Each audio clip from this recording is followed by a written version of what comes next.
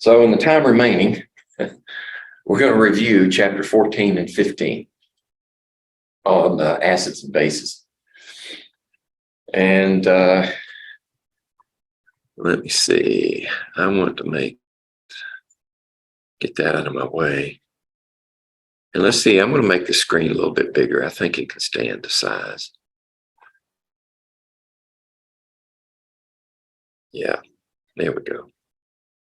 Okay, and as usual, I've highlighted some. We're going to start at 14 separate documents. Actually, let's do it this way. There we go. And the first one we're going to look at is 1. Okay, before I do that, anybody have any special problems, any questions, anything that we need to deal with before I start talking? Because I don't want to leave any problems undone. All right.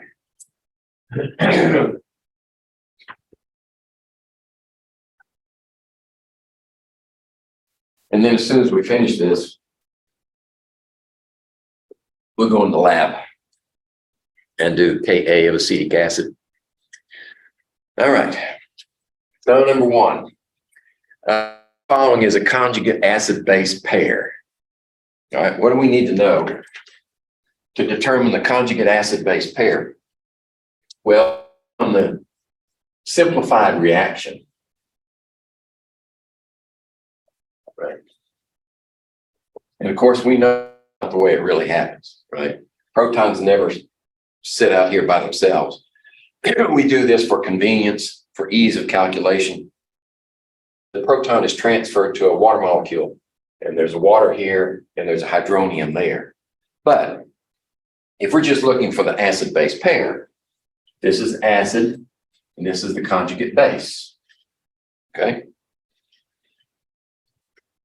The characteristics of these two are that this one has a unit there, and it's still intact here, except with a charge. And this one is 1 hydrogen atom. Okay, so those are the two things that you have to see in those choices in order to find the conjugate acid-base pair. Right, the first one is HCl and HO. No, OCl minus. Excuse me. OCl minus. Okay, what's wrong with this picture? It meets one of the conditions, right? One proton is missing, but the other one doesn't. There's a chlorine here and a chloroxide there. Right, so that can't be it. It misses on this point right here. All right, how about B? H2SO4 and SO4 2 minus. All right. It's okay right there, right? It's got the sulfate, but it's missing 2 hydrogens in the conjugate base. Not an acid-base pair. Okay. NH4 plus and NH3. Okay. Now, looking at this from this perspective, it looks like it wouldn't be right. But if you write it this way, an H and an NH3 plus, pull the H out front, then you notice that this part is there, and this part, 1 hydrogen missing. That's your answer. And then D can't be it. Hydronium and OH minus. How many hydrogens are missing to get to that one? Well, you got 3 here, and you had to lose 2. So that was not it either. So the answer is the ammonium and ammonia are the acid pair. I think I'm going to, let's see if I got another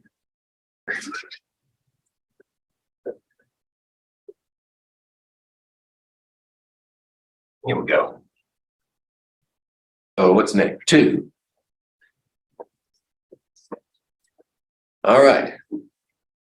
Yeah, I can't get it to go up here. So this is temporary. The hydrogen sulfate and bisulfate ion can act as either an acid or a base in solution. Okay. Hydrogen sulfate, also called bisulfate. That's the old name.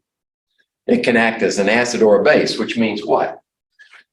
It can donate a proton or it can accept a proton. Either way.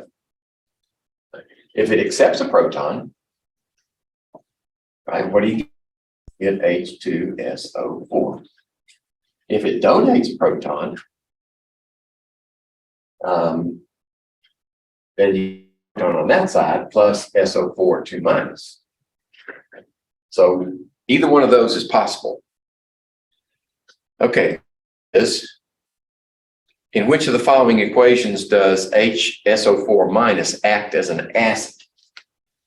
So it acts when it donates a proton. That's this one. Excuse me. No, that's accept a proton. Donates a proton. So where does the proton go?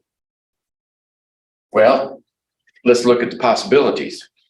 HS is true in each one. Okay. So in the first one, what would it be donating to? It would be water, wouldn't it? Right, for that first choice. So what would you end up with? You'd end up with 4 2 minus and H3O plus. Let the proton just go over here.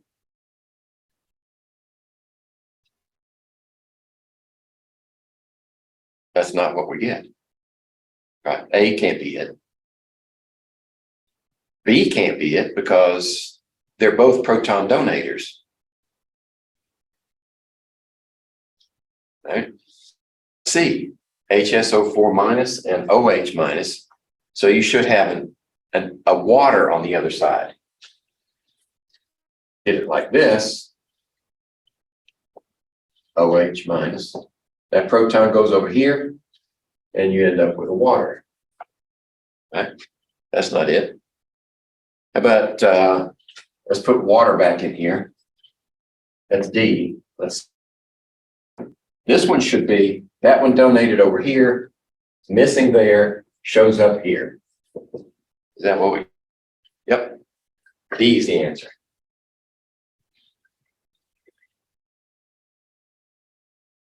Are you okay with that? All right.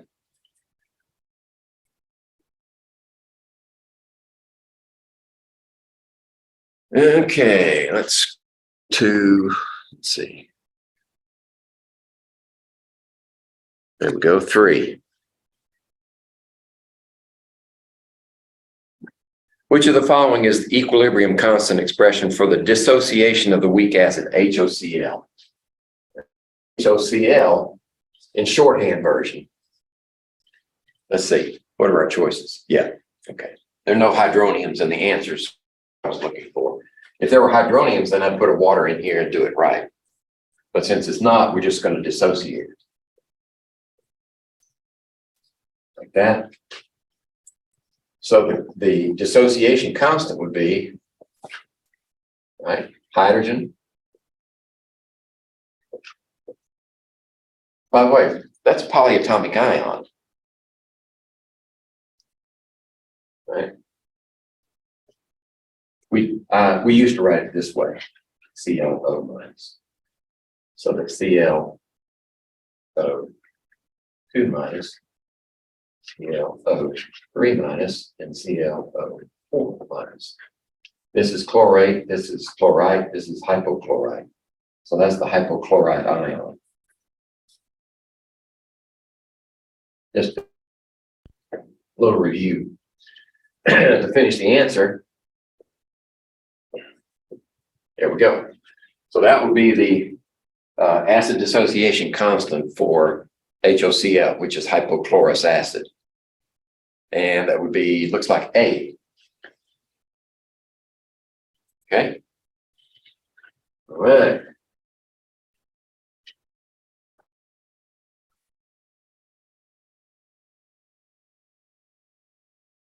And let's scroll to the next highlighted one.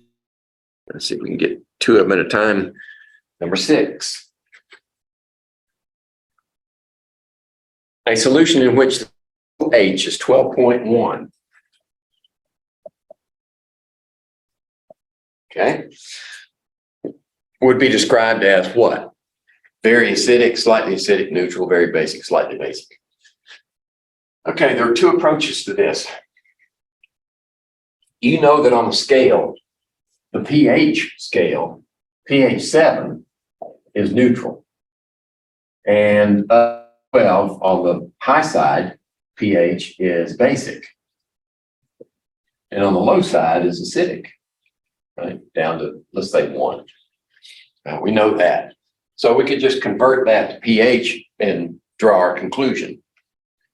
All right, so remember pH plus pOH is equal to what? 14.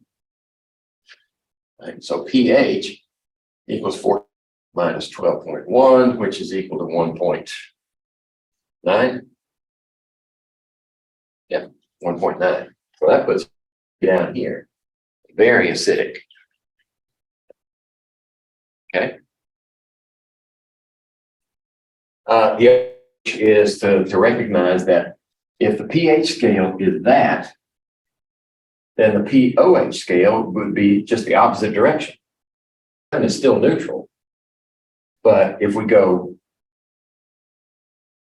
1 pOH and 12 pOH here, then 12 is acidic and 1 is basic. Right. Remember what the P transformation is the negative log of concentration. Right. So if we've got a value here of 12.1, that means that the actual hydroxide concentration is very low.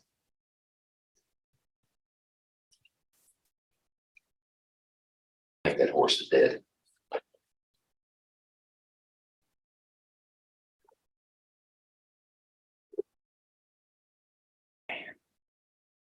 That was 6.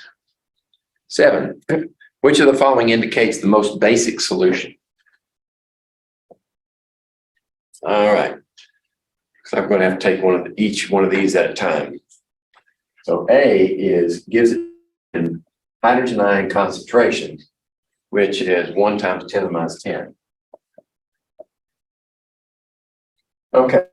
If we're looking for the most basic, we could go for pH on each one of them. Okay. pH of this one would be what? 10, negative log. Okay. Okay. About B. Let's see, that's pOH 6.7. So the pH would be 14 minus that. 7.3. Is that 14? That's 14. Okay. About C. Hydroxylation 7 times 10 to the minus 5.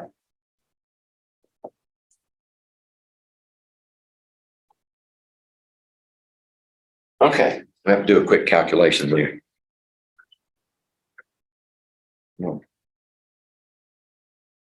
7 exponent negative 5. Take the negative log of that, which is 4.15 or 4.2. Let's say pOH is 4.2, and that means H would be 9.8. Right?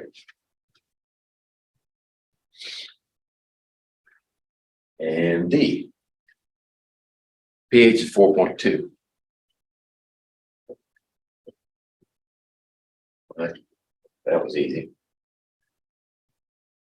And at least two of the solutions are equally basic. They would have to have exactly the same numbers, right? Not B. Which one is the most basic? This one, right? Has the highest pH. So that's the most basic one.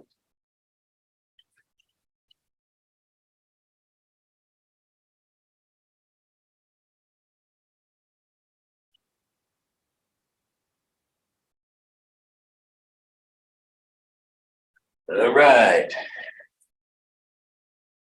At this rate, I'm not going to finish before lab starts. No. Which of the following solutions contains the strongest acid? Okay. I'm not going to write all those up there. The strongest acid would be the largest K value, wouldn't it? Ka value. So what do we have to work with? Well, at the exponents of 10 first. And then if you have two that are the same exponent of 10, you go to the coefficient to break the tie. So we have 10 to the minus 10. I guess I could do that. A, B, C, D, and E. So we got 10 to the minus 10 here. We've got 10 to the minus 5. We've also got 10 to the minus 12. Right? For the second dissociation for that molecule, which is probably citric acid. Anyway, no, it's ascorbic acid, excuse me. Anyway, is this going to have any influence on the pH of that acid? No, because look, it's 7 orders of magnitude away, right? So it won't have any impact on the pH at all. Okay, there's also the concentration, right? So that's also a possibility for a tiebreaker. Except for the question. What does the question say? Which one is the strongest acid? Doesn't matter what the concentration is. In chemical terms, the strongest acid is which one dissociates the most. Now, if we were looking for pH, yeah, the concentration. But just to say which is the strongest acid, the concentration is irrelevant. C, 10 to the minus 5. All right, so there we're going to have to break a tie maybe. 10 to the minus 8 and 10 to the minus 4. Okay, which one has the largest Ka value?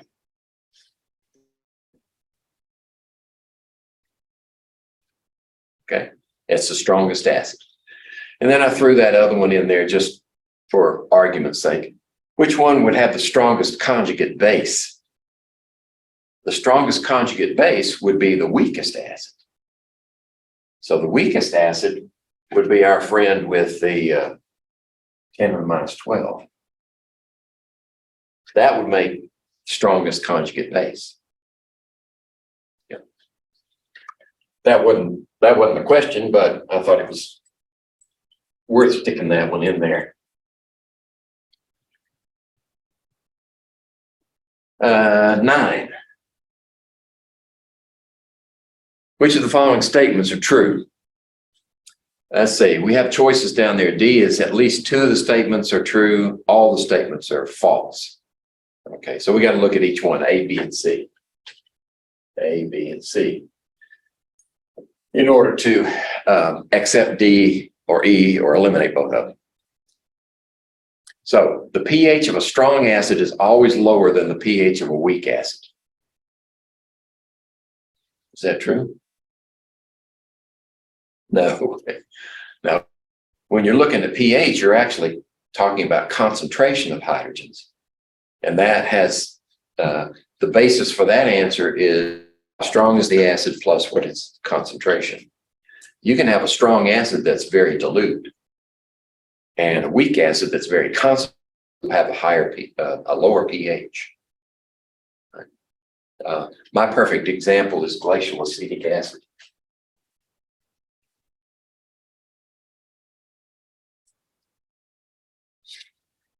Acetic acid is a weak acid, but you get it in 100% concentration, and you're asking for trouble if you want to taste it or stick your hand in it.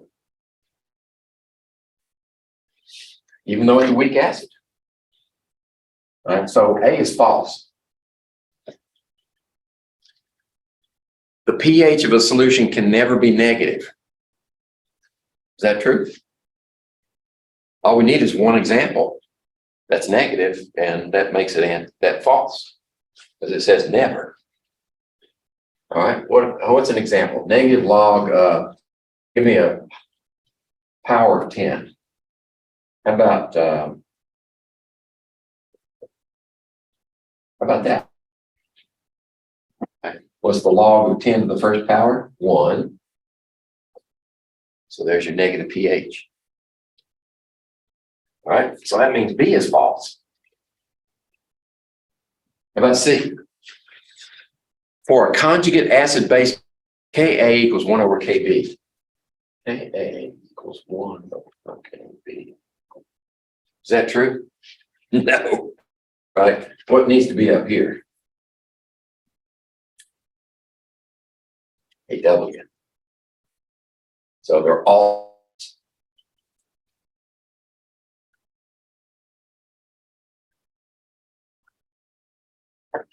Which would be? All right. 11 and 12. Yeah, squeeze them in there. 11. For the stepwise dissociation of aqueous H3PO4, which of the following is not a conjugate acid-base pair? All right, so we've got H3PO4, which dissociates step 1, H2PO4 minus. All right, then we can take this one, dissociate it. All right, one more hydrogen. Now we've only got one hydrogen in that molecule. Okay. And then we can take that one. Actually, I should have written it this way. And dissociate the last hydrogen. You'd be consistent here. Okay. So which of the following is a conjugate acid-base pair? Well, let's see. There's the acid, there's the base. PO4, H2PO4 minus. B is correct. All right, so B is good. H2PO4 and HPO4 2 minus. H2PO4 and HPO4 2 minus. C is correct. We're looking for the one that's not right. And then this one, HPO4 2 minus A and PO4 3 minus. A is correct also. Okay. So we've got A, B, and C. How about D and E? D, H2PO4 minus and PO4 3 minus.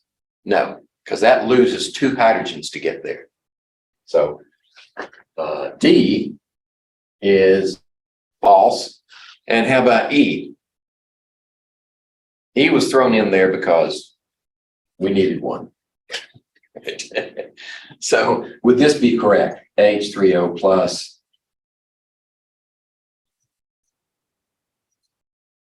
Yeah. So E is correct also.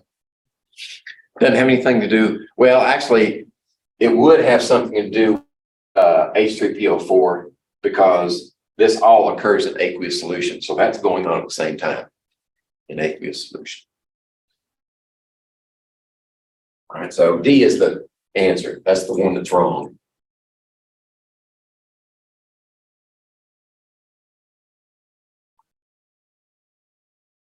All right, and 12.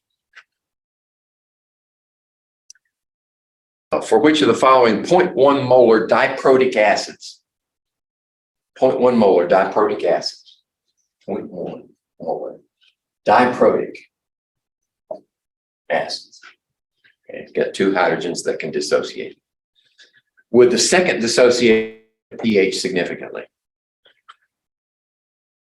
If the listed as Ka, if the Ka1 is very close to the Ka2, the second one would have an impact on the first one. Most of them, though, are in the neighborhood of between 7 orders of magnitude and 4 orders of magnitude difference. So we just need to find one where the two Ks are close together. Right? A is 10 to the minus 2, 10 to the minus 7. No, A can't be. B, 10 to the minus 4 and 10 to the minus 8, that's 4 orders of magnitude. C, 10 to the minus 4, 10 to the minus, that's 5 orders of magnitude. Aha. D, 10 to the minus 3, 10 to the minus 4. And notice 10 to the minus 4 is almost 10 to the minus 3 because it's 9.3 times 10 to the minus 4. So D would be the best answer. Those two Ks are very close together.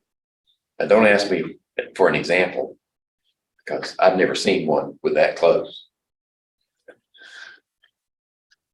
This is just for testing purposes, I guess you would say. All right, that was 12. Let's see, the next one I've got marked off is 16. Which of the following would give the highest pH when dissolved in water to form a 0.1 molar solution? 0.1 molar solution. We're looking for the highest pH.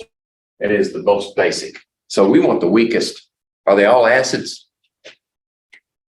Oh, okay. It says a strong acid. It's going to be completely dissociated. All the hydrogens are available. Right? So it can't be A. A weak acid.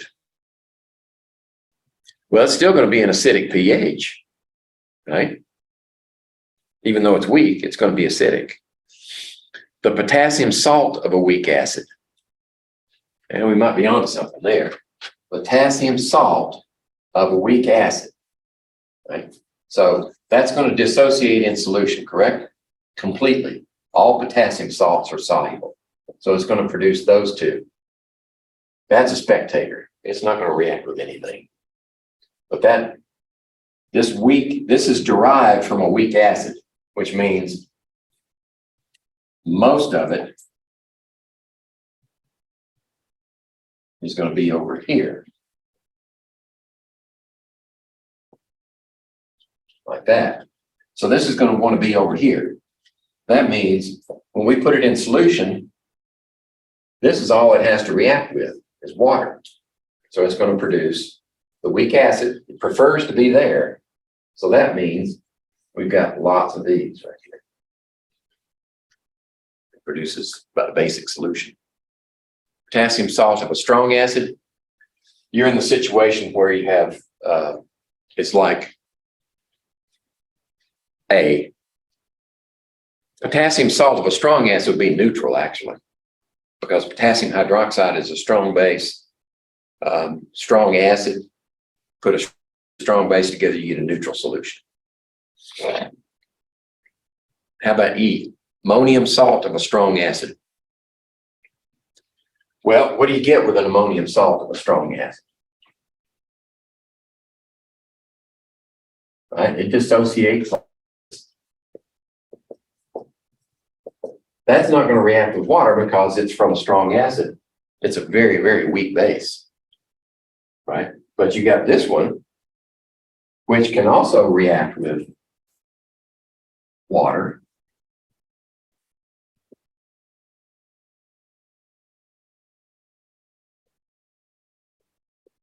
It's going to produce an acidic solution. So I said all that to say this: the potassium salt of a weak acid will give you the highest pH.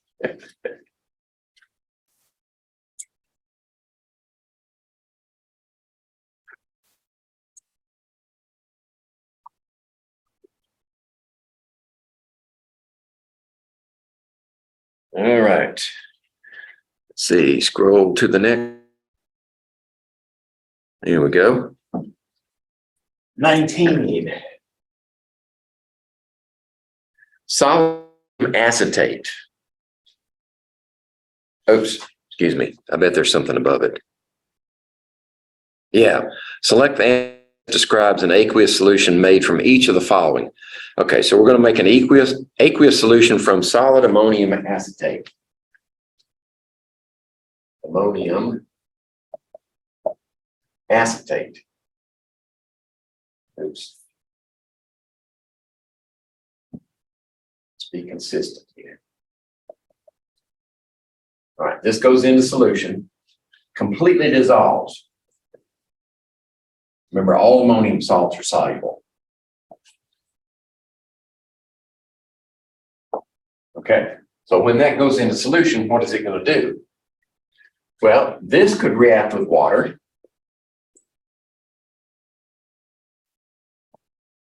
Oops, getting ahead of myself. Right, and set up an equilibrium where you have ammonia and hydronium. And the acetate can react with water.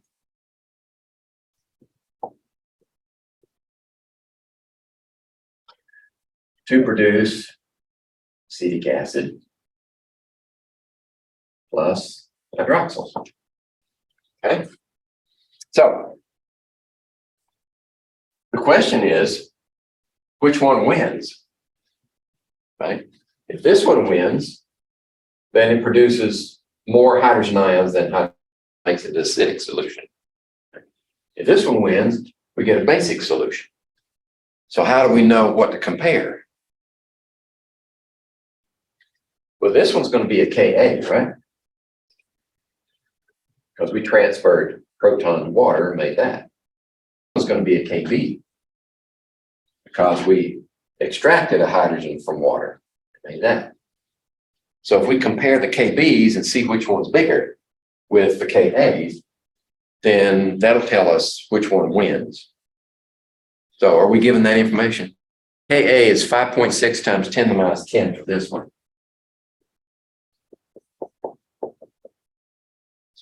Zero. Does it give us Kb?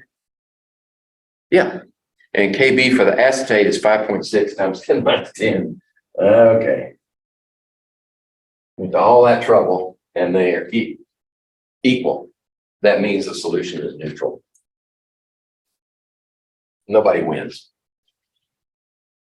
Okay.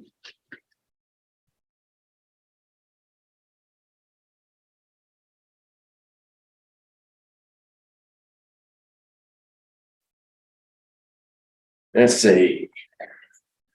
19. That with other solutions. Okay, so we got one here. All right. So 20. We're putting what into solution? Ammonium perchlorate. Ammonium perchlorate. Okay, that goes into solution completely and does like before. So it makes this one and it makes this one like that. Yeah. So now we have this one again. That can react with water and give us NH3 plus HO plus. And that one was 5.6 times 10 to the minus 10, I believe. 10 to the minus 10 was the Ka. And then the perchlorate ion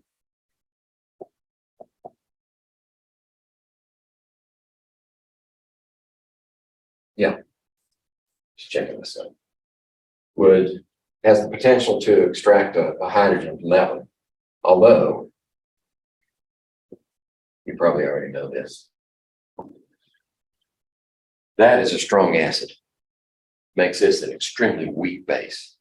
So it's not going to produce much of this. They wouldn't even have to give us the value, which they did. Approximately 10 to the minus 21. So this one wins. It's an acidic solution. Okay.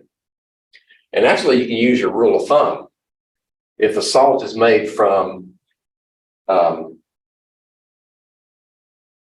very strong acid and a weak base, this was made from a weak base here. This was made from a very strong acid, then the solution should be acidic. But this just proves it quantitatively.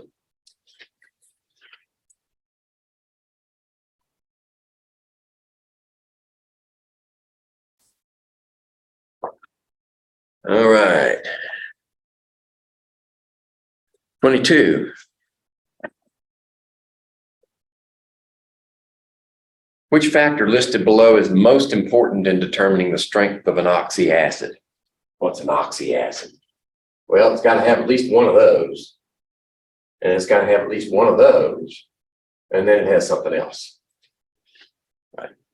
But this one can be any number of oxygens. Okay. That's what determines the strength. The more oxygens you have, the stronger the acid. When you look at this is in the middle and you got a hydrogen over here. If you got one oxygen, oxygen is electronegative, right? So, and this one's probably a negative too. It's probably a halogen or something like that. But if you get another oxygen, then you get a draw electrons away from that bond. It weakens the bond further. If you get another one, it weakens the bond even more. And then we've got an example of 4 perchlorate.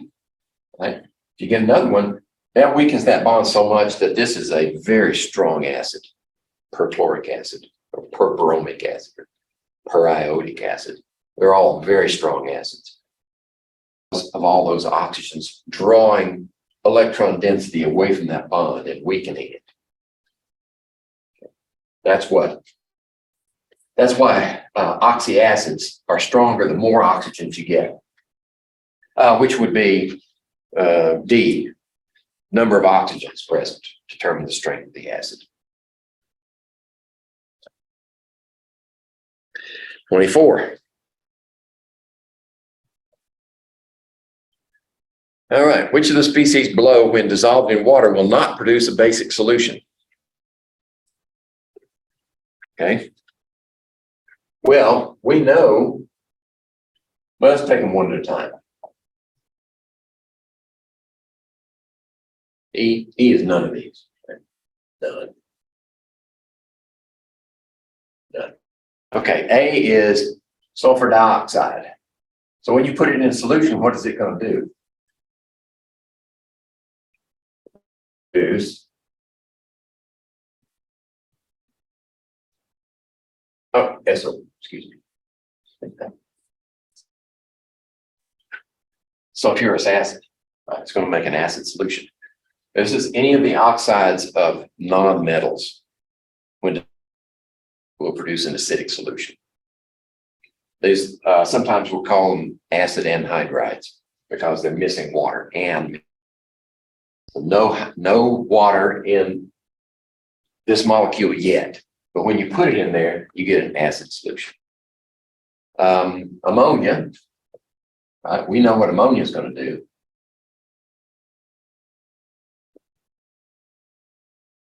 It's going to make a basic solution. Okay. Well, we found it's not going to produce a basic solution. It's this one. But the rest of them, this is an acid anhydride. This is a basic anhydride. Any metal oxides go into solution will produce a basic solution. So what it does is, looks like that.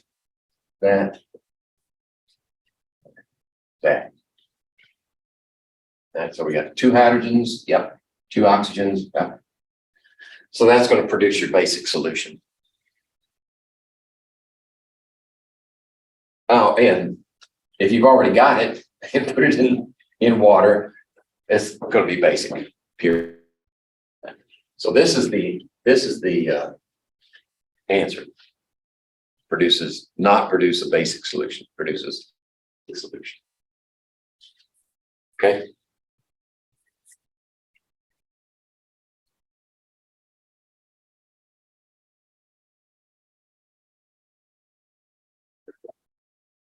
Let's see, 24, 25, and 26. All right. Oh, switching gears. We've been talking Bronsted-Lowry acids and bases up to this point. Now we're going to talk about Lewis acids and bases. Which of the following species cannot act as a Lewis base?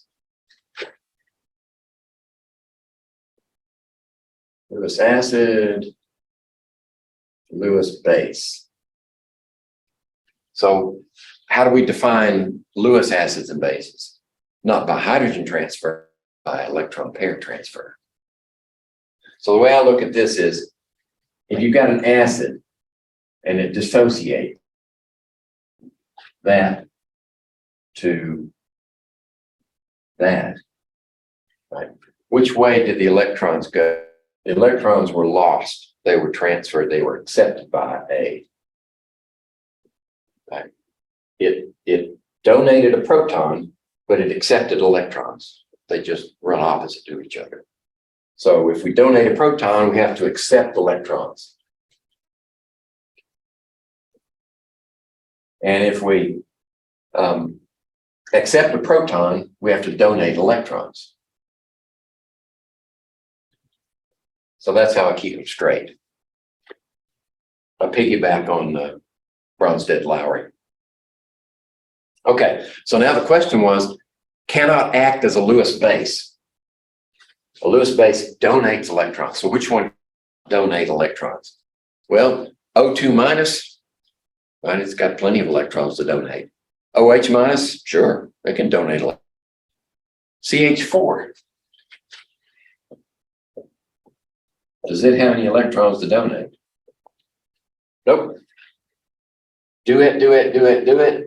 Octet, there are no spare electrons to donate. So that would be methane cannot be a Lewis base. H2S, right? Draw the Lewis dot structure. Looks kind of like water, right? Which makes sense because sulfur is a calogen. And if you put oxygen there, you have water. But you're still going to have those two lone pairs, which can be donated. Right? So hydrogen sulfide can do that.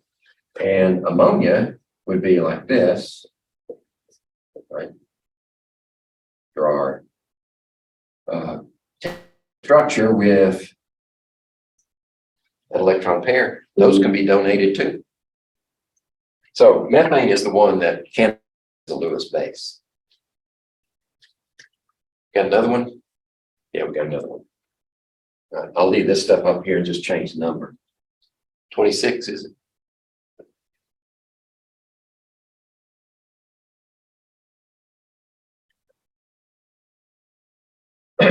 Students usually don't have much trouble with Bronsted-Lowry concept, but the Lewis concept tends to throw them a curve. Right? So that's why I'm emphasizing the connection here between Bronsted-Lowry and Lewis. Okay, 26. Which of the following species cannot act as a Lewis base? All right, cannot donate. Cannot donate. Doesn't have any to donate. All right. N3 minus, yeah. N2 minus, yeah. NH2 minus. NH3, we just covered that one. NH4 plus, it has no electrons to donate. Right? The ammonium ion cannot act as a Lewis base. It can be a Lewis acid, yeah. Easy. Okay.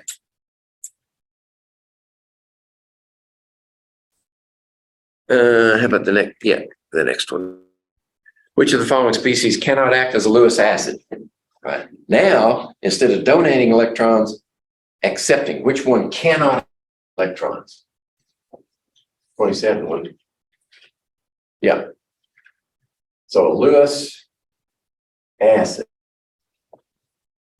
accepts electrons. Which one cannot act?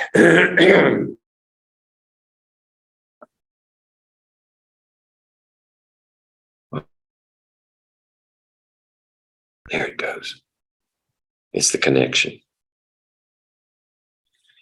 Keeps throwing me off on Wi-Fi instead of my Ethernet. All right, which one cannot accept electrons? Well, potassium can. It's a positive ion. Magnesium, aluminum, those are all ions. They can accept electrons. Hydrogen plus, it can accept electrons. H minus, nope, no room for electrons there, right? It's got a completely filled 1s orbital. H minus, 1s2. Right, no place for the electrons to go.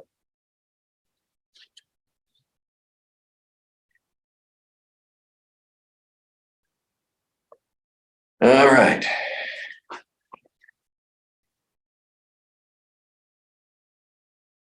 How about this one? Yep, squeeze that in.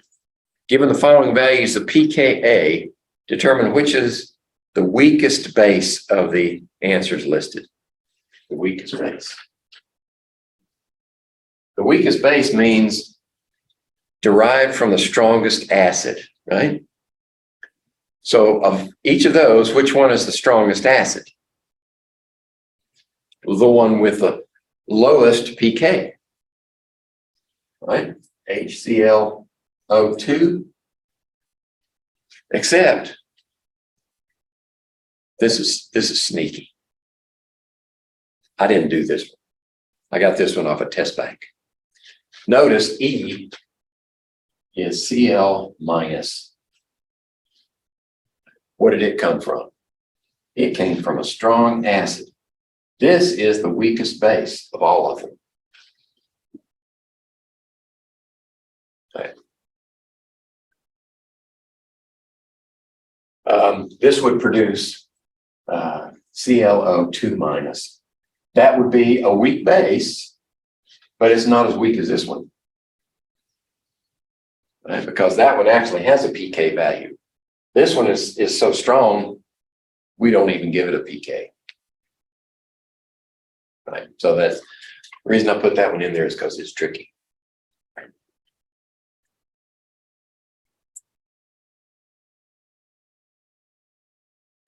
I go with Ronald Reagan's motto when he was dealing with the Russians.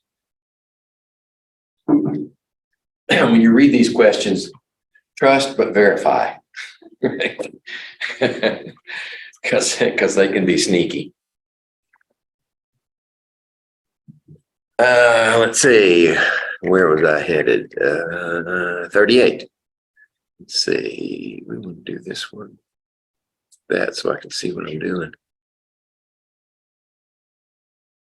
Okay. I didn't skip any, did I?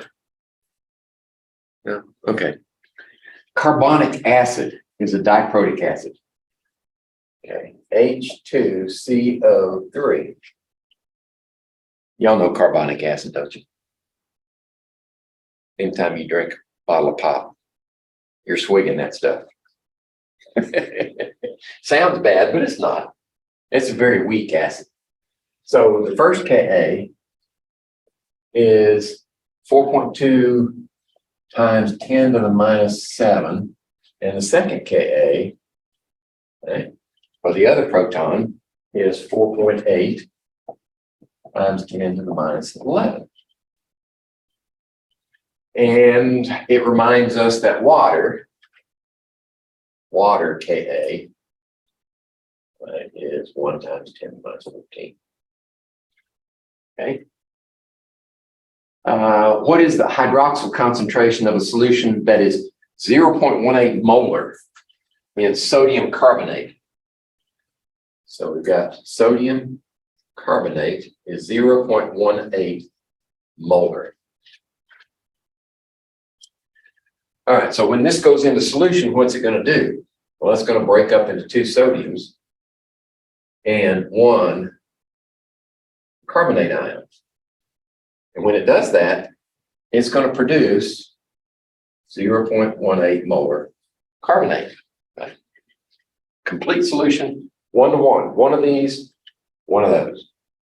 So we know that this is the carbonate concentration in solution. All right. So now what's going to happen? Well, this is a weak acid, weak acid, weak acid. So what we're going to get is this is a very strong base. So what does it have the opportunity to react with? What are the major species here? After this goes into solution, this is a major component, and this is a major component. Okay. So if those two react, what do you get? Well, we set up an equilibrium there. So we get HCO3 2 minus plus H, excuse me, plus hydroxyl. There you go. Now, the question is the reaction going to essentially stop there? Well, it won't really stop there, because you can still get this reacting with water and producing some more hydroxyls. But are the hydroxyls produced from this reaction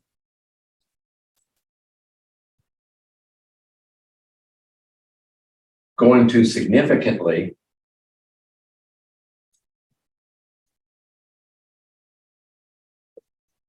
impact the concentration of hydroxyls overall?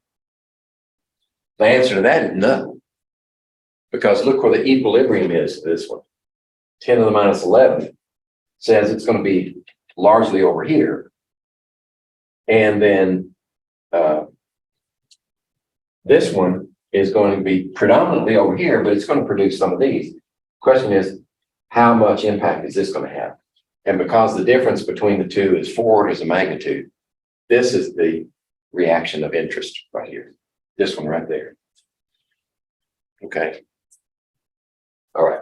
So what we need to do is set up our ice table. And let's see. Let me redo this one so I can make the table over here.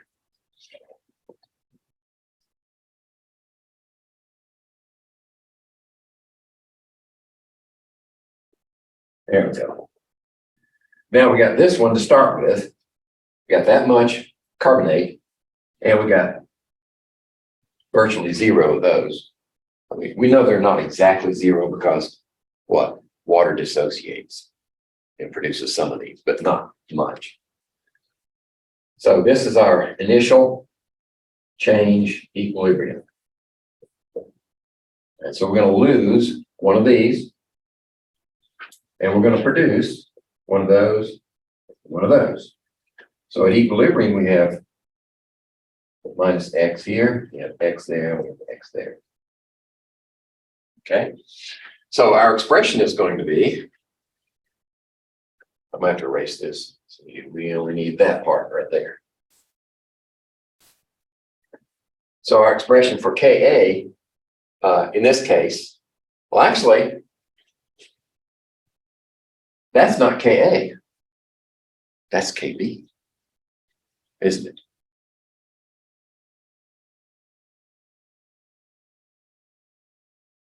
You know, I've run across this one before.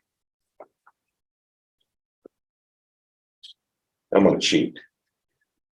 38. Okay. It's a different one that I messed up. This one, I'm on the right track. So we need Kb here. So Kb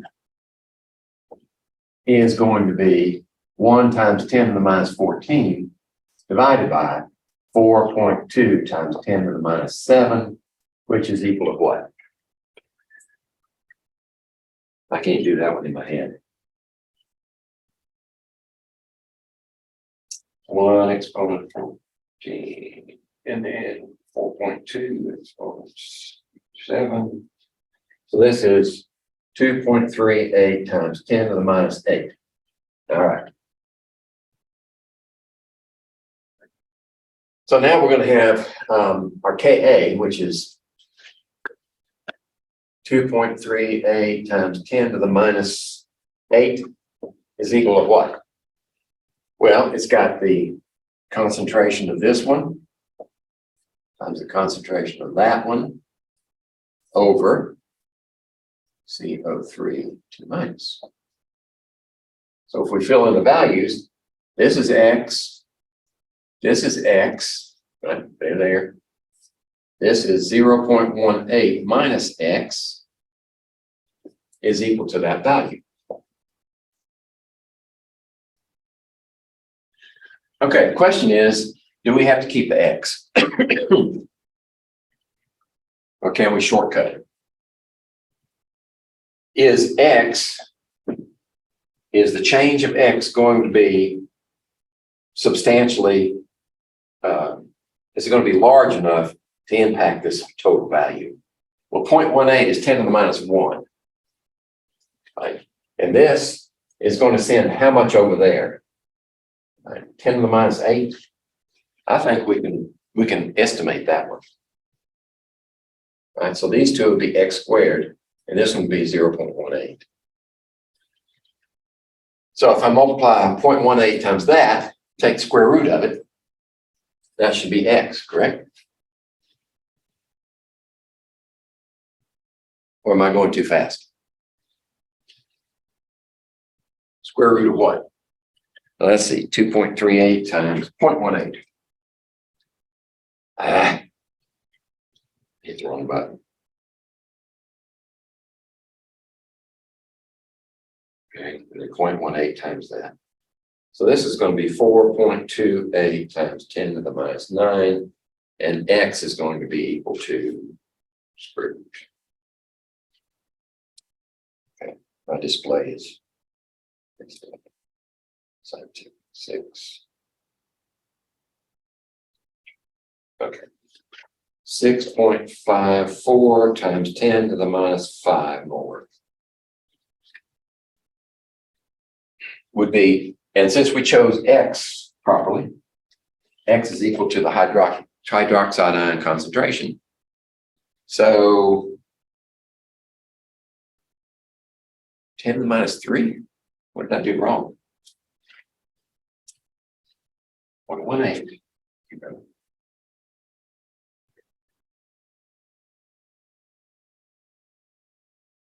Did I calculate this one correctly?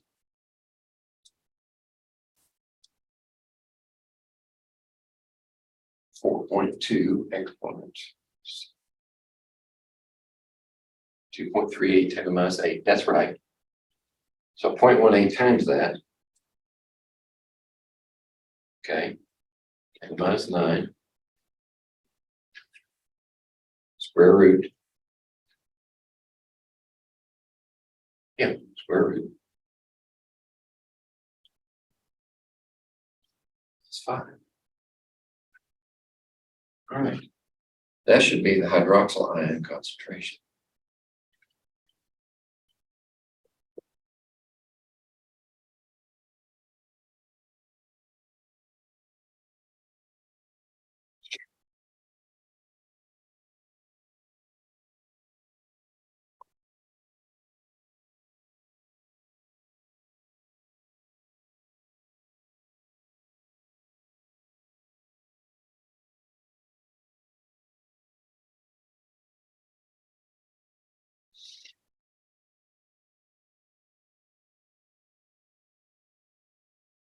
Oh,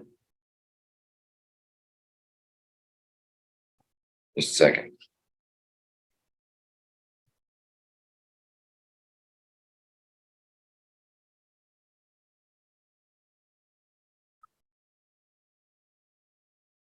I used the wrong one.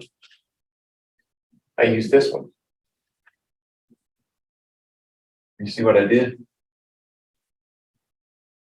I went to all that trouble to argue for this reaction, and then I used the other one. Should have used this one right here, because this one is the one that's responsible for that. Right? It's the second dissociation that matters.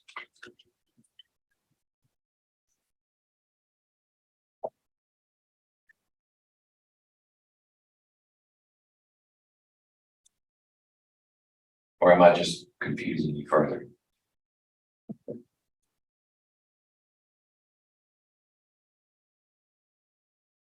Okay, so this one is 2.08 times 10 to the minus 4.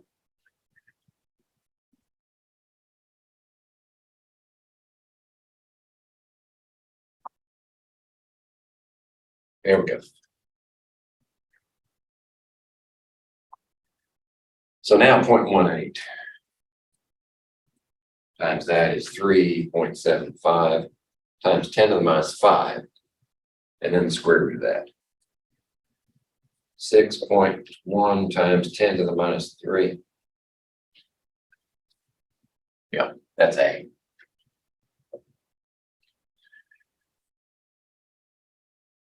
I'd like to claim that I did that on purpose, but I didn't. I went to all that trouble to explain that this is the one that matters, and then use that one instead.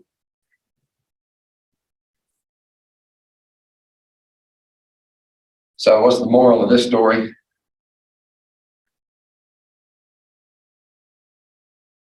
The instructor should not take his own exam. At least not under pressure.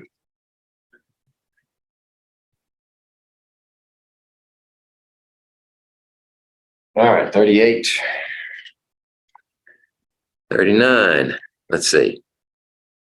Calculate the pH at equivalence for the following titration. You know, I don't think this one is in your review document. I think I added this one. But let's go with it. Or is it in your copy? No. Okay, I didn't think so. So pay attention. What's the pH at equivalence for the following titration? 0.1 molar HOCl. HOCl is at 0.1 molar. And we're going to titrate it with sodium hydroxide at 0.1 molar.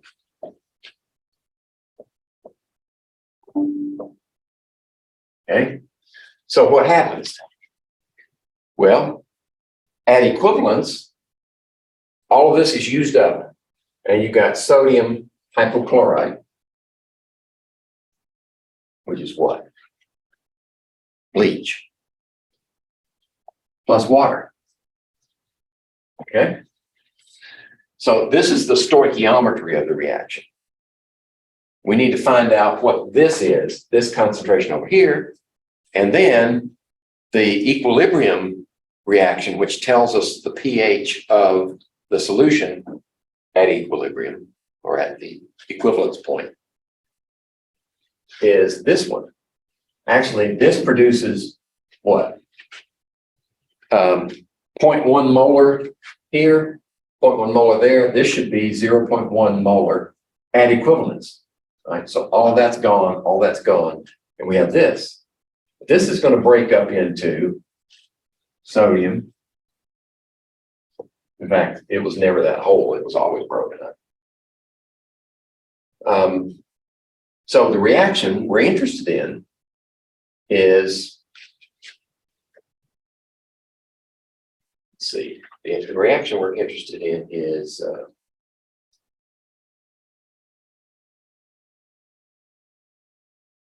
I think this is the one that gave me heebie-jeebies before. Yeah. Let me get the Ka, 3.5 times 10 to the minus 8. So 3.5 times 10 to the minus 8 is equal to the Ka for that one. Now we have two approaches here, and I think the approach that we would think, where we have OCl minus reacting with water, is one avenue, but for some reason it never gives me the right answer. So now we have OCl minus, set that up with this one and this one. So we have, oops, excuse me. We have this one, which is at 0.1 molar, right? That's the initial concentration.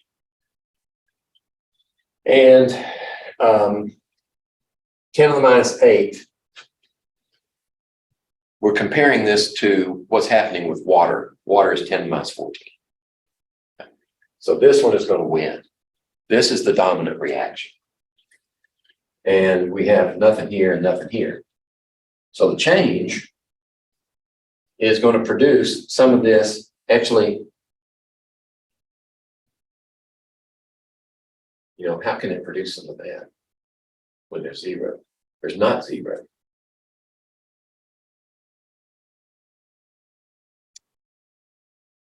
Oh, I paint myself into a corner.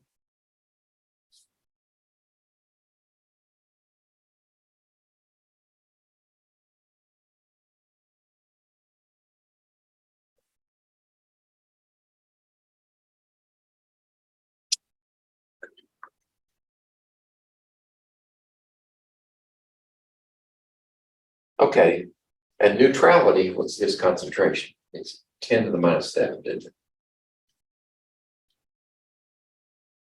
But we're not at neutrality. We're at some different pH. I can't use that.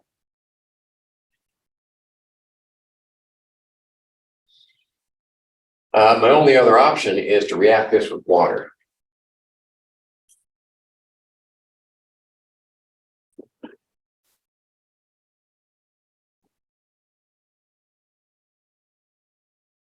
Right, and that produces HOCl minus plus OH minus. So we've got 0.1 molar here, and we've got nothing there and nothing there.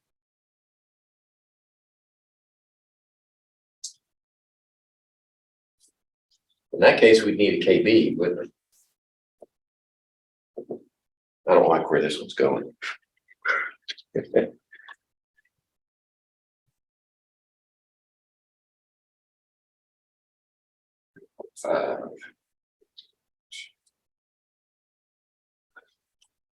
This would be 2.86 times 10 to the minus 7.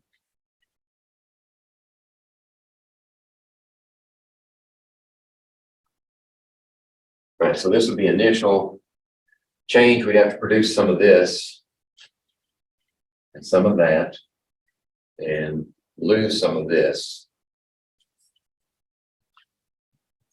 So at equilibrium, we'd have 0.1 molar minus X, and this would be X and this would be X. And KB would be 2.86 times 10 to the minus 7. And then we'd have X squared, right? And then we would have 0.1 minus X. And this is such a small number that this X is going to be insignificant. We should say X squared over 0.1, and X is going to be equal to the square root of 2.86 times 10 to the minus 8.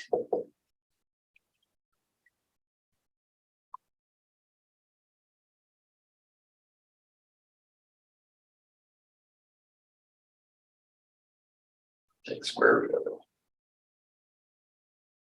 1.69 times 10 to the minus 4, and that's equal to the hydroxide concentration.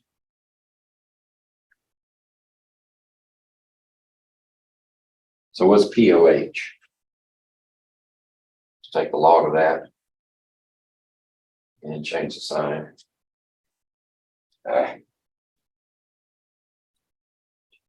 Here we go, 3.77. POH equals 3.77. pH would equal to 14 minus 3.77.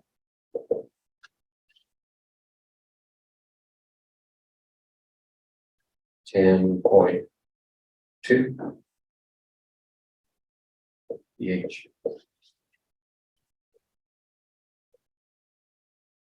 Here it is. I was fretting over nothing. So that was the correct approach. I don't know why I was thinking one of these problems, maybe it's in chapter 15. It gave me the heebie-jeebies last time I tried to do it. Any questions? What did I just do? The approach here is to run the reaction to completion, which is equivalence in our titration. And then what do you have left over? What do you have remaining at equivalence that sets up the equilibrium? So it's a stoichiometry problem followed by an equilibrium problem. I only got a half hour left. Looks like I'm going to have to come back and finish it after our lab.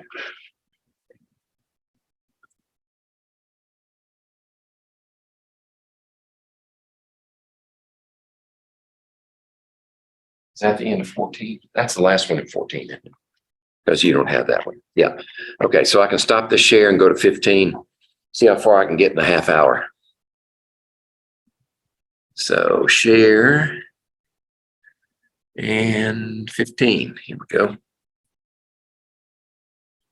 And let's bump it up a little bit. 150. Scooch it over like that. Okay. So now, what was the main drive of chapter 15? Starts with a B. Buffers, right? Buffers. So chapter 15, number 4, a weak acid is in solution with a dissolved sodium fluoride. If hydrochloric acid is added, which ion will react with the extra hydrogen ions from HCl to keep the pH from changing? Okay, so what do we have here? We have HF dissociated to fluoride. And we have this, some of this in solution with some of that, because this is delivered as sodium fluoride. Right? So we've got both of them. We got the weak acid plus the conjugate base in solution. Right? We're assuming that it's a base. If we add HCl, HCl, what's it doing? Well, it's completely dissociated. And chloride is a spectator. So this is the culprit. So what does it do? You can look at this two different ways. One is you can say, what's it going to react with? Well, it has to react with the negative ion. It has to react with that. Okay. Or you can look at it from Le Chatelier's perspective. We're adding hydrogen ions. We're adding that one, so it shifts that way, and it has to react with that one to go backwards. So it reacts with the fluoride ion, the conjugate base, C.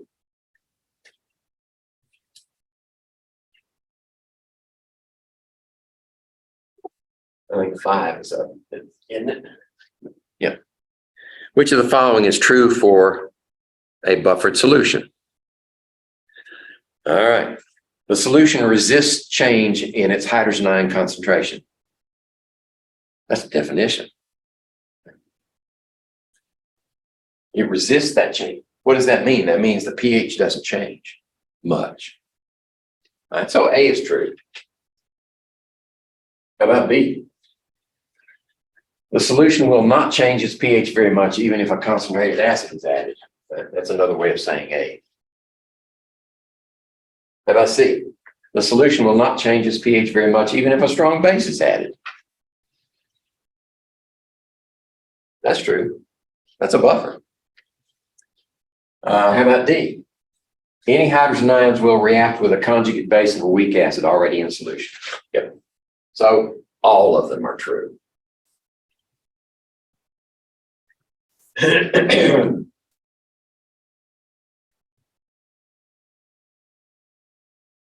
Let's see, 8.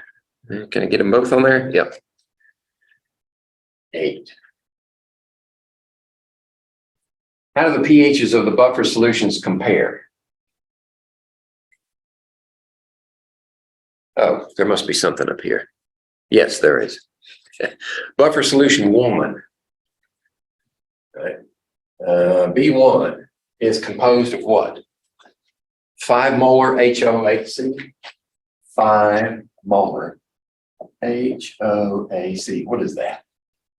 That's shorthand for acetic acid. This is the acetate polyatomic ion, and there's your acid hydrogen. Okay. And 5 molar sodium acetate. Right? So that's how we get our conjugate base into solution. Like that. How about solution B2? I think it's 0.5 and 0.5.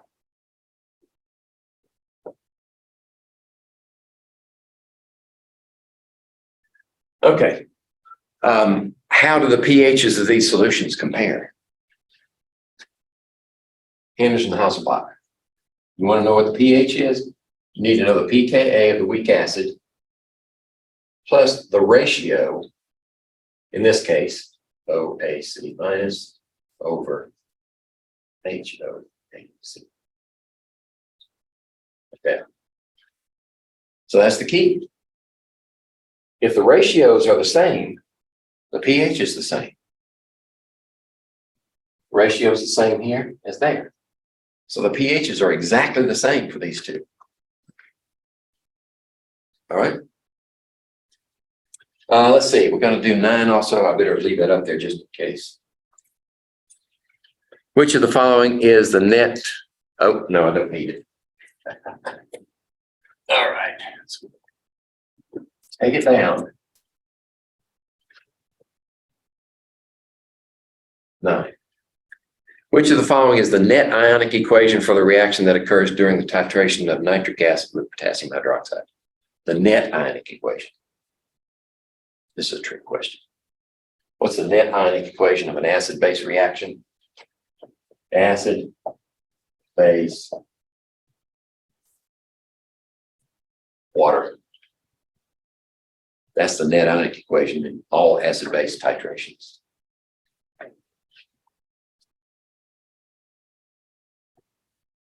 Gotta have at least one of those. Keep it on your toes. 10. In the titration of a weak acid HA with 0.1 molar sodium hydroxide, the stoichiometric point is known to occur at a pH value of approximately 10. So we've got this one titrating with this base. We'll write the rest if we need it. The stoichiometric point occurs at a value of pH 10. So pH 10 is the stoichiometric point. That is, when the reaction is complete, we're at pH 10. Okay. Which of the following indicators would be best to use to mark the endpoint? This is the stoichiometric point. The endpoint is when the indicator changes color. And we try to get them very close to each other. So, where does the indicator change color? Well, it's Ka plus or minus, well, actually, it's pKa plus or minus 1 unit. Okay, so the pH is 10.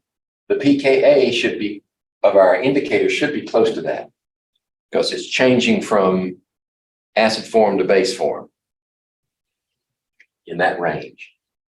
Right, so 10, where does 10 occur? Well, if the Ka of the indicator is, say, 14, then the pKa is going to be 14. 10 to the minus 11 will be 11, 8, and 6. Those are our choices. Those are the pKa's for those indicators. Right. 10 plus or minus 1 would be 11. That's the closest one. Okay.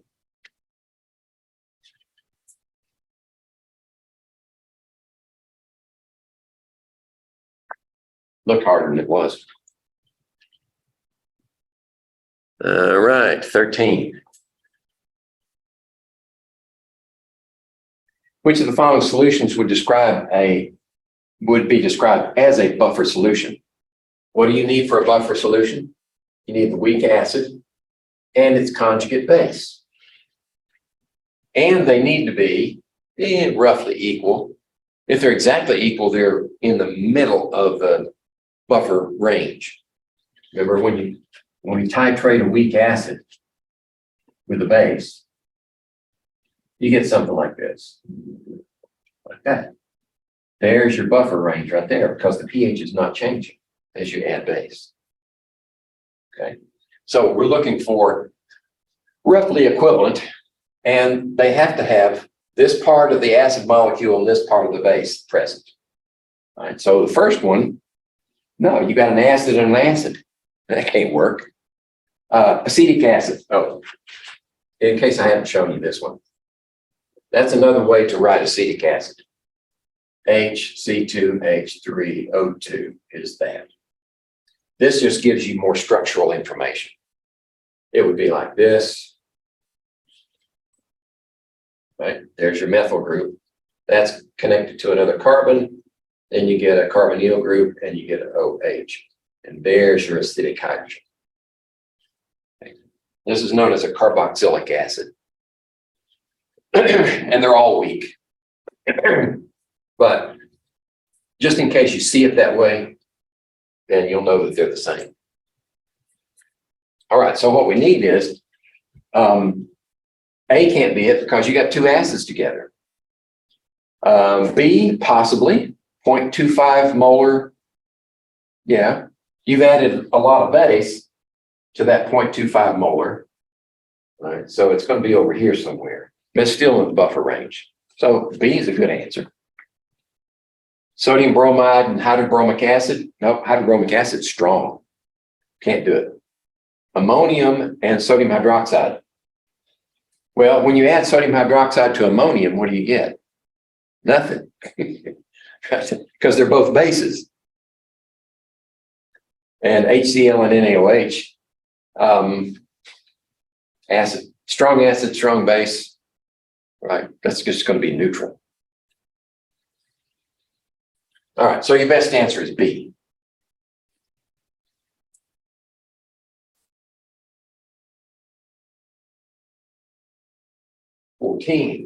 Which of the following mixtures would be classified as a buffer? Okay, so we got another one going here. All right, how about A, 50 milliliters of HCl and potassium chloride? No, hydrochloric acid is not a weak acid, right? So it doesn't work as a buffer. It does not produce a strong conjugate base. How about B, 50 milliliters of 0.1 molar acetic and 55 milliliters of sodium hydroxide? What's that going to give you? You're going to be up here, right? You've added enough base to completely neutralize the acid's equivalence point. So you're up here, right? That's not a buffer. 50 milliliters of 0.1 molar acetic acid and 25 milliliters. Now you're talking. You've added just enough base, half the amount of base needed to neutralize half of the acetic acid. So what do you got? Well, you still got some of this. And now you've got some of that. In fact, equal amounts. So this will be right smack there in the middle.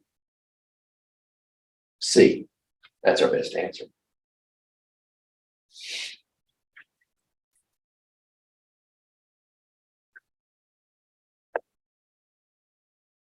I'm going to leave that one alone because we're running out of time.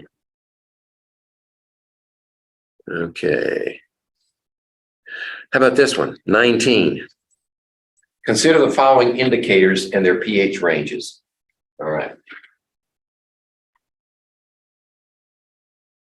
So in this case, we're not given the Kas or the pKas of our indicators. We're actually given the values for the pH range where they operate. Right, the color change occurs for methyl orange between 3.2 and 4.4, and for the rest of them on down. So if we assume that an indicator works best when the equivalence point of the titration comes in the middle of the indicator range, for which of the following titrations would methyl red be the best?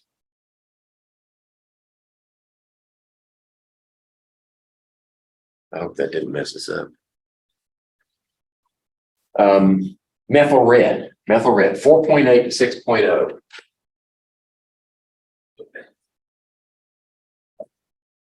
4.8 to 6.0. Okay. Be the best indicator. All right, we know the first one is nitric acid and potassium hydroxide. That's strong acid, strong base. Where's their endpoint going to be? A, pH 7, strong acid, strong base. How about B? Aniline and hydrochloric acid. So the Kb for aniline is 3.8 times 10 to the minus 10. 3.8 times 10 to the minus 10 is Kb, excuse me, Kb.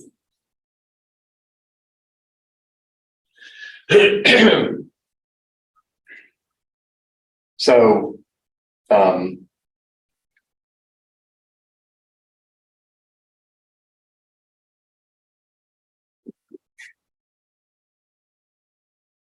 yeah, okay. I just had to think for a second. So aniline is going to have a curve like this one. Because we're adding acid, it's going to start high. And it's going to come down a little bit, and then it's going to level off. And then it's going to be like that, and then like that. So the buffer range for aniline is right here. It's very high. Right? It's going to be a lot higher than this one. We don't actually have to quantify it. We just know that aniline is very weak base. And as this is the titration curve.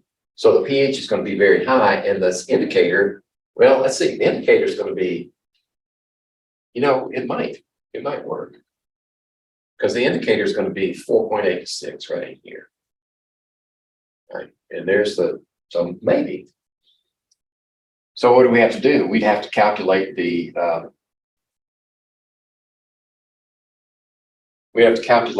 pH at equivalence for that one. What about this one? Ammonia and HCl. So this one is 0.1 molar aniline. This one's 0.1 molar ammonia. Yeah. With a Kb of 10 to the minus 5. This one's Kb 1 times 10 to the minus. No, it's not 1 times 10. 1.8. Let me see if I can shorten this word.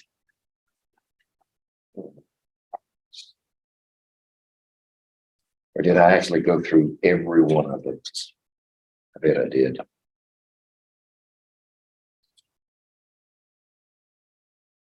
Yeah. All right.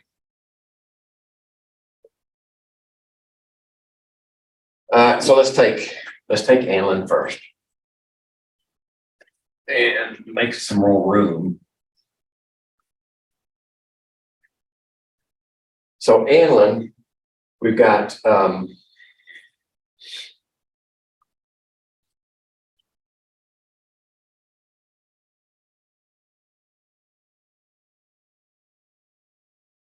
aniline is going to react with hydrogen. So let's see, what do we say? We've got this much. Well, I don't even know that aniline may or may not be a negatively charged. But when we add hydrogen to it, the stoichiometry is going to give us that, like that. And once we end up over here,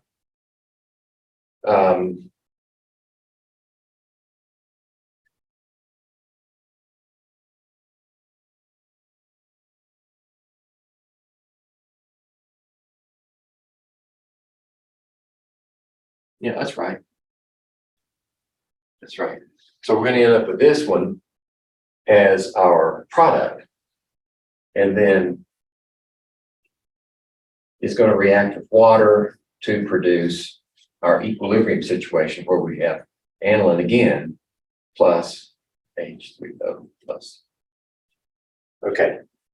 So 0.1 molar aniline is reacting with 0.1 molar HCl. So we're going to use up all of the aniline and produce this much, 0.1. You know what? We're not going to produce that much because we added equal amounts of hydrochloric acid to the aniline to get it to react, which means the volume is going to be double what it was. Right. So now we're going to have half that concentration of aniline. Okay. Excuse me. That's not right. There we go. Right, because this was the stoichiometry and this is the equilibrium.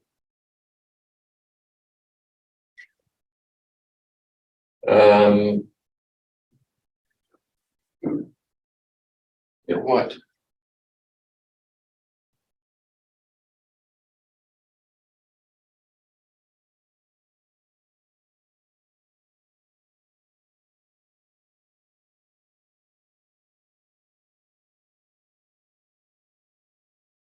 Okay.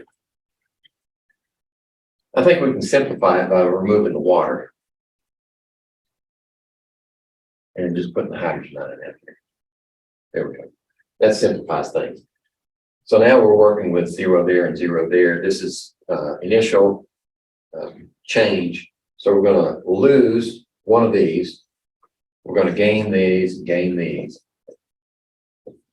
Right. So at equilibrium, we're going to have 0.05 minus X, and we're going to have X and X here, here. Okay, so this is a KB reaction where we're losing a proton. So we're going to use that value.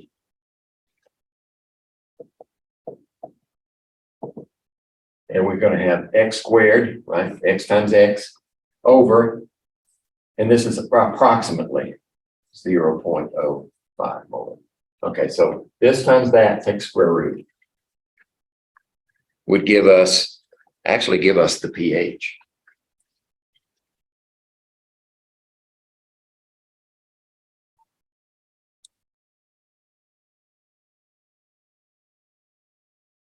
Take the square root. So 4.4 times 10 to the minus 6. 4.4 times 10 to the minus 6 equals hydrogen ion concentration. And the negative log of that would be what?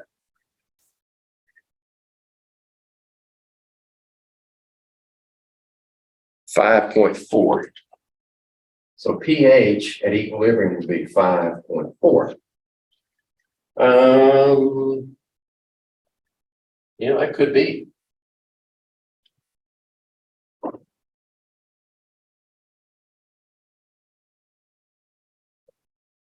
I did something wrong.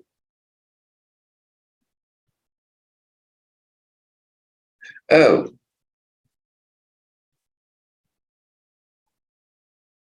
I went the wrong direction.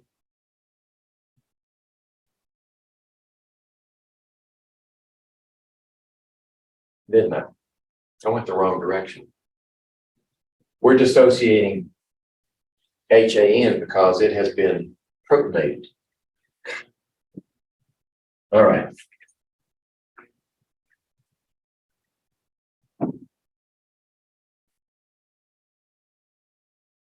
Let's do this one instead. 0.1 molar ammonia. Let's see. The KB is 1.8. So when we titrate this one with acid, we're going to end up with ammonia. Ammonium. Okay.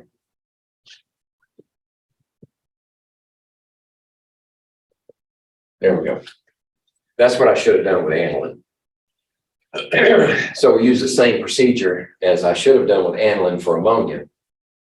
Because when we add acid to this one and titrate it to equivalents, then we're going to end up with that at this concentration, 0.1 divided by 2, because we added equal volume of acid. So the change is going to be minus x plus x plus x. And at equilibrium, we're going to have 0.05 minus x and x and x. So this is an acid dissociation, which means we need the Ka. So that's 10 to the minus 14 divided by 1.8 times 10 to the minus 5.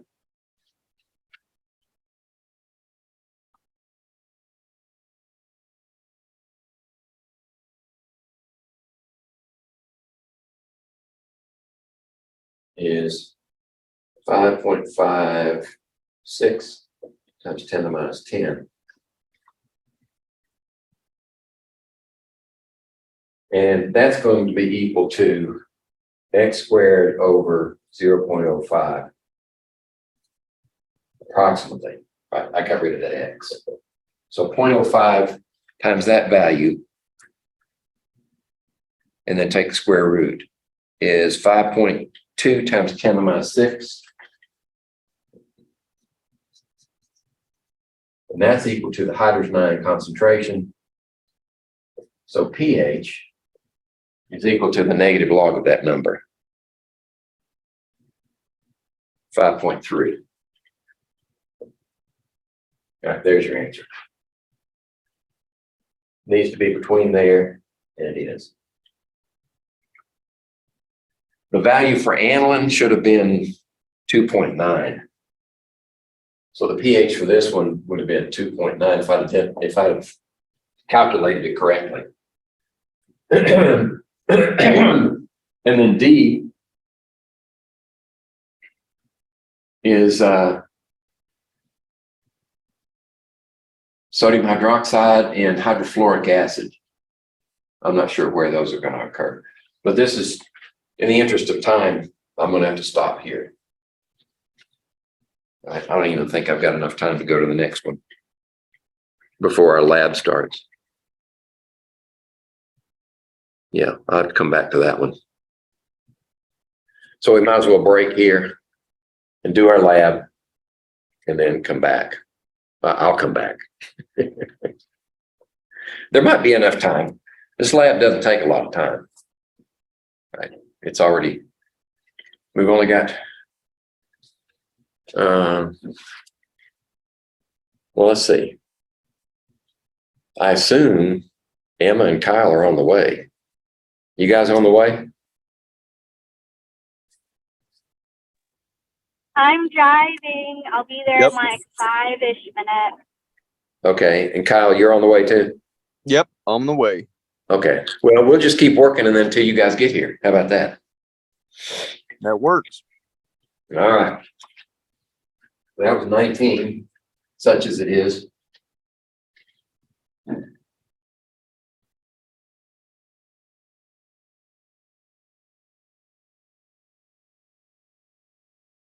And 23. 23.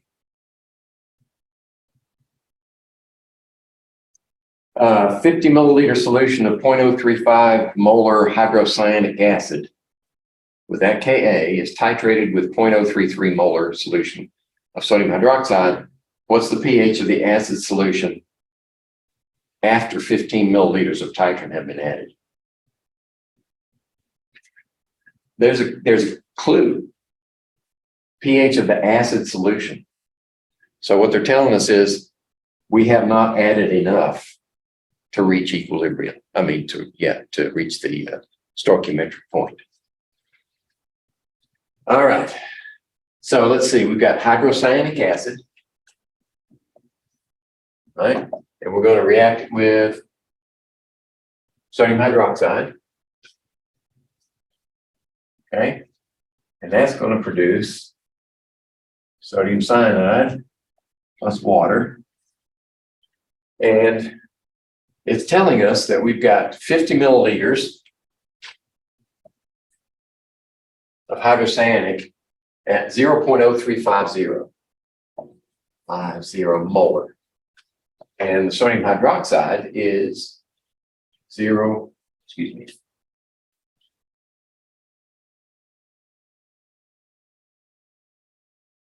milliliters of titrant.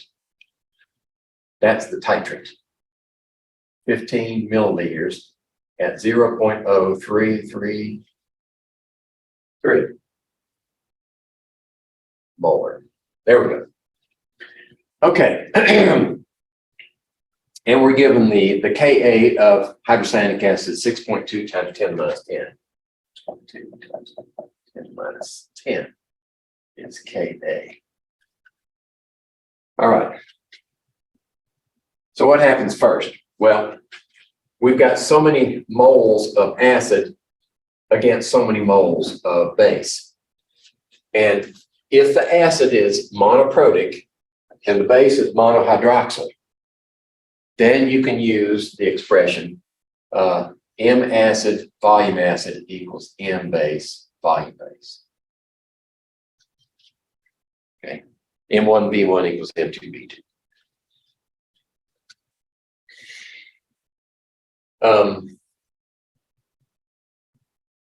Actually, let's not do that yet. Let's do that. Let's say, how many moles of acid do we have? Well, actually, mole times milliliters is what? Millimoles. Remember that one? Okay. So 50 times 0.035 is 1.75 millimoles of acid. And how much base did we add to it? 15 times 0.0333 is 0. I'll round it off. 50 millimoles. Okay. So after the titration, what did we have left? Well, we used up all of this, right? So that's 0. And then we used this much. So 5 and 2, 1.25 millimoles. So what's the concentration of this hydrocyanic acid? It's 1.25 millimoles per the total volume, which was 50 plus 15, 65 milliliters. So that's we're doing the stoichiometry first, and then we're setting up the concentrations for our equilibrium. So 1.25 divided by 65 is, we do that again. Felt like I hit a wrong key. Okay. This is 1.92 times 10 to the minus 2 molar. That one. So we've got none of this, but how much of this do we have? Well, we have this much of it. It's 1 to 1 to 1. So this one has 0.5 millimoles divided by 65 milliliters.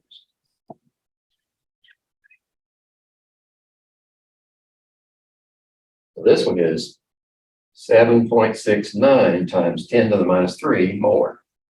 Okay, so these are our starting points, our initial concentrations.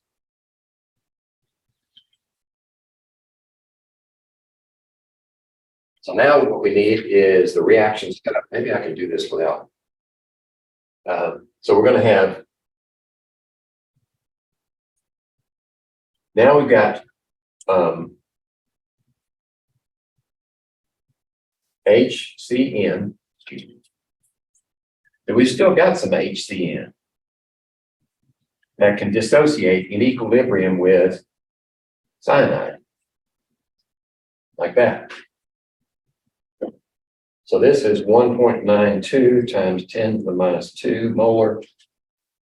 And this one is 7.69 times 10 to the minus 3 molar.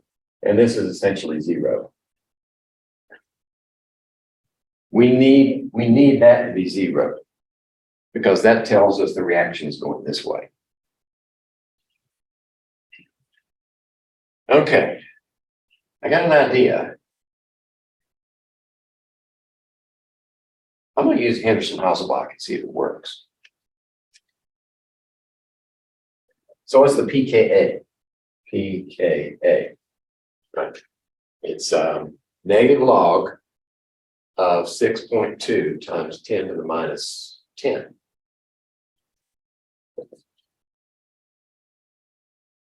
.2 exponent 10 and 9.21. So this is going to be, just put it in here, 9.21 plus the log of conjugate base over undissociated acid. Okay. So what's that ratio there? Let's see if I still have those in my calculator.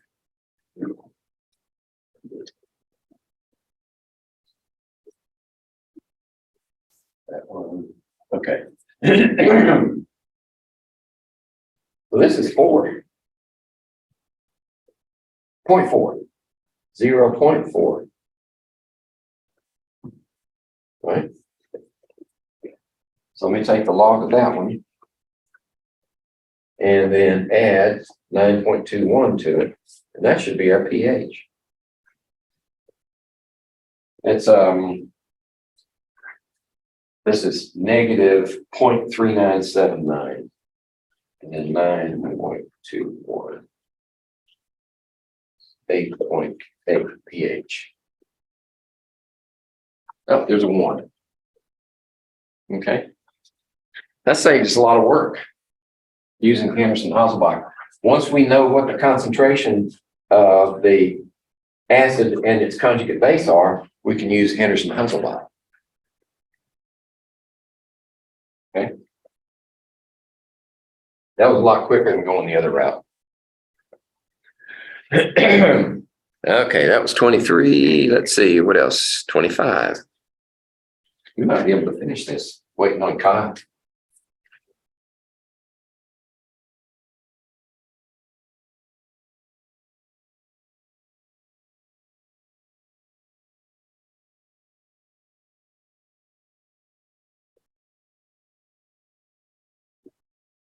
Let's say 25. Another indicator problem. A certain indicator, HIN, has a pKa of 9. Yeah, this indicator with a pKa of 9. Yeah, and a color change becomes visible when 7% of IN minus is present. So the color change at 7% IN minus. Okay, so we have, remember, all indicators are weak acids. Most of them are, some of them are weak bases. But we have an equilibrium set up like this.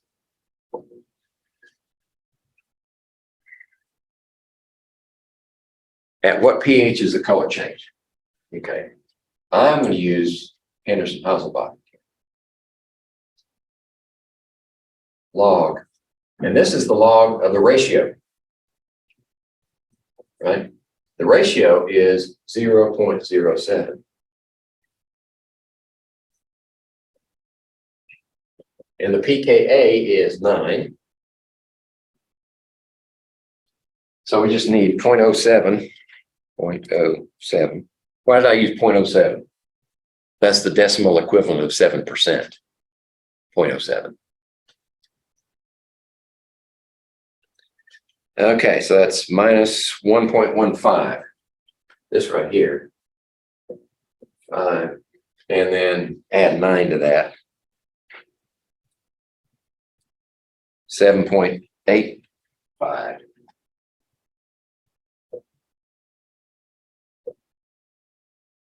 There it is, D. Okay. Let's see. Is that the last one? Oh, I got Yeah, I got a couple more.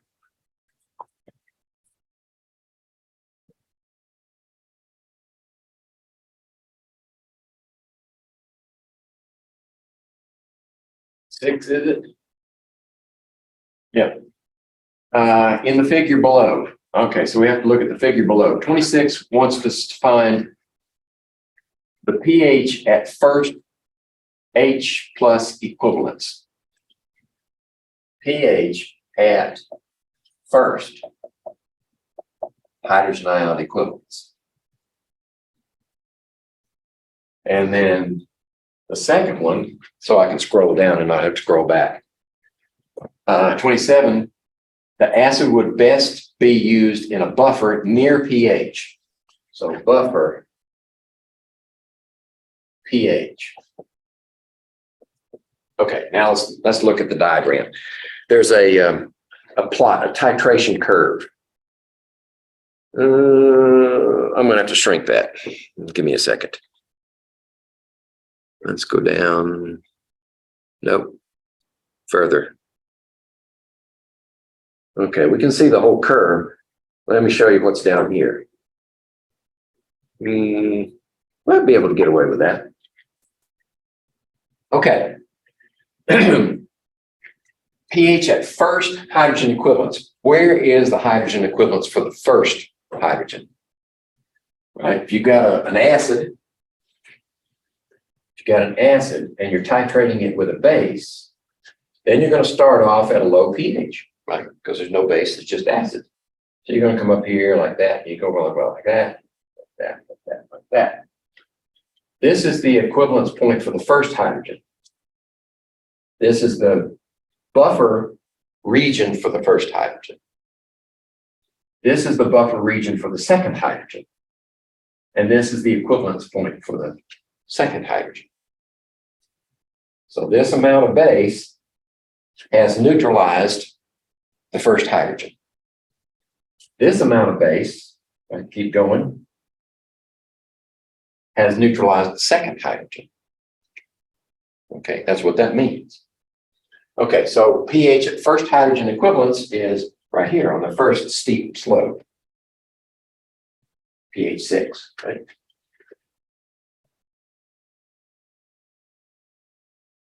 Okay. Has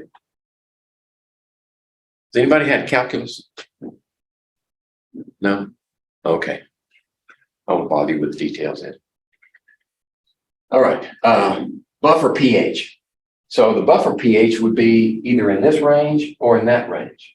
So in this range, it's about what? 2.5. So it could be 2.5 in that range. Or the second one could be up there around D. Right, that's in another buffer range. It's around what, 9.5 or 9.7.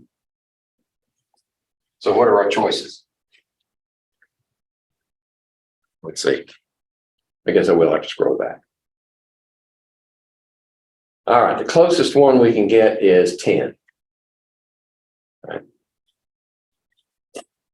So there would be right in here.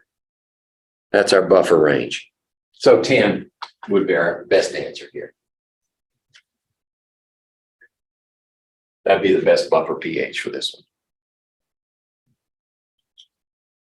And there are, at least in the biological sciences, when you run into buffers, a great many of them use as their foundation phosphoric acid, because phosphoric acid has 3 hydrogens.